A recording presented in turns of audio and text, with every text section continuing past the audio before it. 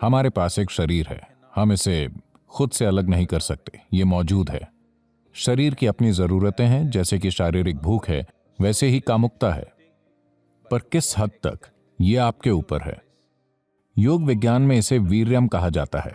ये सबसे शक्तिशाली चीजों में से एक है। जाहिर है ये शक्तिशाली है, अगर आपको खोजना आता हो तो।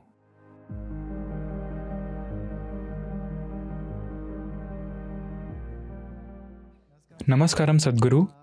मैं जानना चाहता हूँ कि जब कोई छात्र कॉलेज में कदम रखता है तो अचानक उसे भारी मात्रा में अश्लील सामग्री मिलती है जो अब तक उससे बहुत दूर थी, और उसे मज़ा आता है। जैसा कि हमने कहा कि वो पृथ्वी पर स्वर्ग का अनुभव करता है, और हमने उन लोगों के नए नाम भी रखे हैं जो बहुत ज़्यादा हस्तमैथुन करते हैं। हम कभी कभी ऐसा बहुत ज़्यादा करते हैं, तो हमें कैसे पता चलेगा कि ये कितना अच्छा या बुरा है? क्या आप हमें हस्तमैथुन की सच्चाई बता सकते हैं?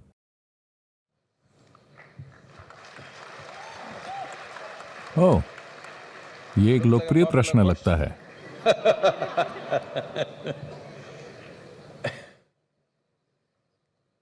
देखिए, हमारे पास एक शरीर है, हम इसे खुद से अलग नहीं कर सकते, ये मौजूद है। अच्छा ये होगा कि हम इसकी सच्चाई समझें। पर अभी दुनिया में समस्या ये है कि दुनिया के कुछ धार्मिक संस्थानों ने यह रवैया अपनाया है कि इंसान का शरीर ही गलत है। इस वजह से संस्कृतियों ने इसे छिपाना शुरू कर दिया। वैसे इस संस्कृति ने इसे कभी नहीं छिपाया, पर अंग्रेजों के आने के बाद हम अंग्रेजों से ज्यादा दकियानूसी हो गए।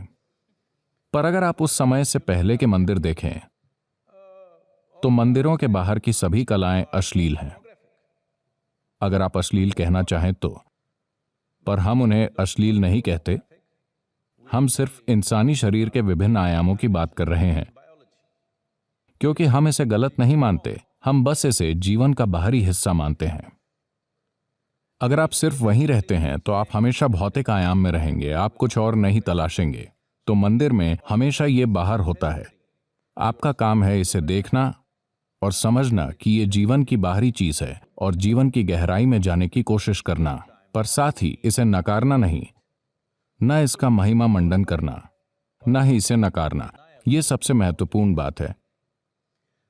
पर आपके कॉलेज में इन चीजों को देखा जाता है, आपका इंटरनेट या जो भी। लोग मुझे बताते हैं, किसी ने मुझे बताया, मुझे नहीं पता कि यह प्रतिशत सही है या नहीं।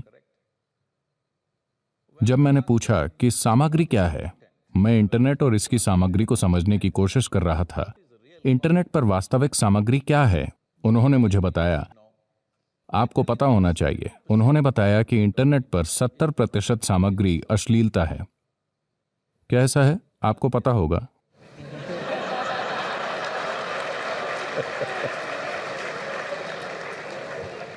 क्या कोई इस पर पीएचडी कर रहा है? उन्होंने मुझसे कहा 70%। मैंने कहा 70% अश्लील चीजों का होना गलत है और ये एक बीमारी है। अगर ये एक छोटा प्रतिशत हो तो ठीक है। 70% एक तकनीकी मंच पर जहां लाखों चीजें हो सकती हैं, दुर्भाग्य से वहां अश्लीलता है। जीवन का सिर्फ जीव विज्ञान, ये बहुत दुर्भाग्यपूर्ण है। क्योंकि जब आप एक इंसान के रूप में आते हैं तो आपका शरीर आपके जीवन का मुख्य हिस्सा नहीं है, यह आपके जीवन का एक हिस्सा है। आपके दिमाग में इतनी क्षमता इसलिए है कि आपकी बुद्धि आपके जीवन का मुख्य हिस्सा बने, और अगर आप सचेत हो जाएं तो आपकी चेतना आपके जीवन का मुख्य हिस्सा बन जाती है। शरीर एक बैल का मुख्य हिस्सा है, ये उसके लिए ठीक है, वो बस यही जानता है। पर शरीर मानव जीवन का मुख्य हिस्सा नहीं होना चाहिए। ये हमारे जीवन का हिस्सा है, हम इससे इनकार नहीं कर रहे हैं। तो आपके जीवन के एक चरण में यह ऐसा होता है। एक 95 वर्षीय व्यक्ति अपने डॉक्टर के पास मेडिकल जांच के लिए गया। डॉक्टर ने पूरी जांच की और कहा, अरे बूढ़े जवान, आप 95 की उम्र के लिए बहुत अच्छा जी रहे हो, आपको कोई समस्या नहीं है। फिर बूढ़े व्यक्ति ने पूछा, डॉक्टर, पर मेरे यौन जीवन का क्या? तब डॉक्टर ने उसकी ओर देखकर पूछा, उसके बारे में सोचना या उसकी बातें करना? तो जीवन के कुछ चरणों में आप सिर्फ इसकी बातें करते हैं या इसके बारे में सोचते हैं। कभी कभी आप इसमें लिप्त होते हैं। ये जीवन के गुजरते हुए चरण हैं। आपके लिए ये किस हद तक जरूरी हैं, इसे आप सबसे अच्छा तय कर सकते हैं। पर साथ ही आप अपने शरीर को समझने के लिए यहां नहीं आए हैं। कम से कम आपको जीव विज्ञान में एमएससी करनी चाहिए थी।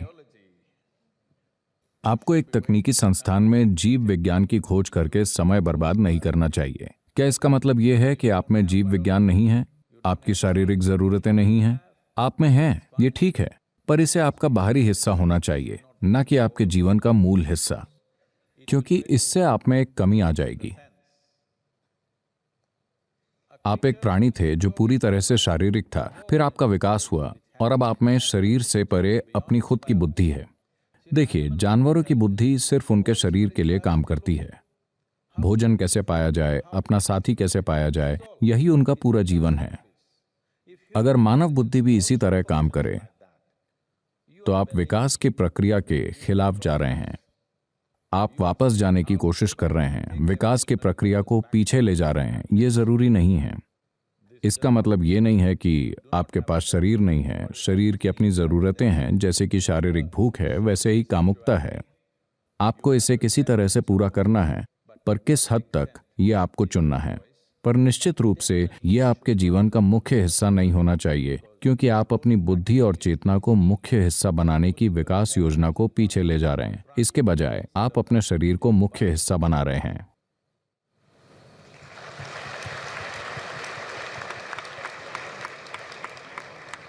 शारीरिक, मानसिक और आध्यात्मिक कल्याण के लिए मनुष्य का वीर कितना महत्वपूर्ण है? क्या वीर्य को बर्बाद करने से हमें आध्यात्मिक नुकसान हो सकता है? आप जानते हैं कि वीर्य आपके शरीर के अस्तित्व का आधार है, चाहे आप पुरुष हो या महिला, क्योंकि यह आपका 50% हिस्सा है। हाँ, हमारे पास त्वचा है, हमारे पास कोशिकाएं हैं, हमारे पास बाल हैं, हमारे शरीर के कई अन्य पहलू हैं, दिल, लिवर, किडनी, बहुत सी चीजें हैं।